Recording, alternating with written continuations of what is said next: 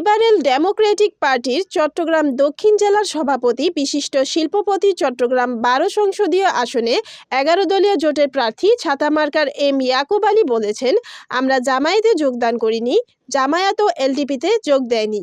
তিনি বলেন, আমাদের প্রতীক দাঁড়িপাল্লা নয়, আমাদের প্রতীক ছাতা। আমরা মুক্তিযুদ্ধের শক্তি এবং জুলাইয়ের শক্তি একত্রিত হয়েছি। আমরা আসন সমঝোতা করেছি। আমরা যে আসনে প্রার্থী দেব, জামায়াত সেখানে প্রার্থী দেবে না। একইভাবে তারা যেখানে প্রার্থী দেবে, আমরাও সেখানে দেব না। মূলত নির্বাচনী জোট হয়েছে। এই নির্বাচনে জনগণের মৌলিক অধিকার প্রতিষ্ঠা, ইনসাফের ভিত্তিতে রাষ্ট্র পরিচালনা করা আমাদের লক্ষ্য। তিনি বলেন, যারা মনে করছে এমপি হয়ে গেছে, এই মনোভাবে যাদের তারাই বুঝতে এখনও অবশিষ্ট রয়েছে। জনগণ সকল ক্ষমতার উৎস। গত 1.5 বছরে পটিয়ার মানুষ শান্তিতে ছিল না।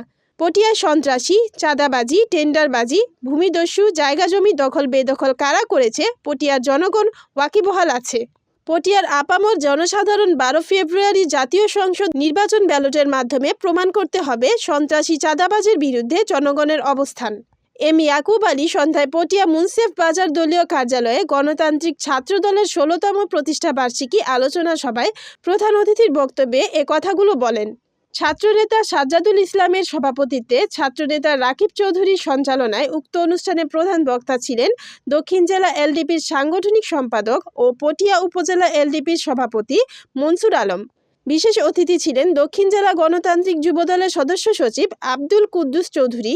বিশেষ অতিথি পটিয়া উপজেলার সাধারণ সম্পাদক আয়ুব আলী, পটিয়া পৌরসভা সভাপতি গাজী আমির হোসেন, সাধারণ সম্পাদক মুজিবুর রহমান, ডাক্তার রিদওয়ান আজাদ চৌধুরী, মোহাম্মদ সৈয়দ। বক্তব্য রাখেন পৌর সাংগঠনিক সম্পাদক শাহ আলম, ওহিদুল ইসলাম, নুরুল আলম, আব্দুর রশিদ, মামুন, রঞ্জন ধর, প্রচার সম্পাদক আব্দুল কাদের, কানুন, বেলাল, আমিন, জাহেদুল হক, নুরুল ইসলাম, দপ্তর সম্পাদক সাইফুল ইসলাম, দিদার, খোরশেদ, ওসমান, নূর, এরশাদ হোসেন প্রমুখ। অনুষ্ঠানে ত্রয়োদশ জাতীয় সংসদ নির্বাচন 12 পটিয়া আসনের প্রার্থী এম ইয়াকুব আলী গণতান্ত্রিক ছাত্র দলের কেক কেটে 16তম প্রতিষ্ঠা বার্ষিকী উদযাপন করেন। এ সময় দলের বিভিন্ন পর্যায়ে বিপুল সংখ্যক নেতাকর্মী উপস্থিত ছিলেন। যে গরুটা সবচেয়ে সুন্দর, দামি, দেখতে খুব ভালো, তাকে কেনার জন্য চেষ্টা করেন।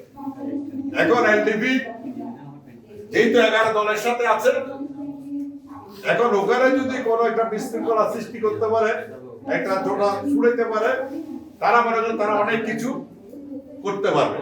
কিন্তু ইতিমধ্যে দেখেছেন আমাদের মহাসচিব ডক্টর রিদওয়ান সাহেব একা চলে গেছে, এলডিপি কিন্তু কিছু হয়নি। তার সাথে একটা প্রেসিডিয়াম মেম্বার নিতে পারে নাই।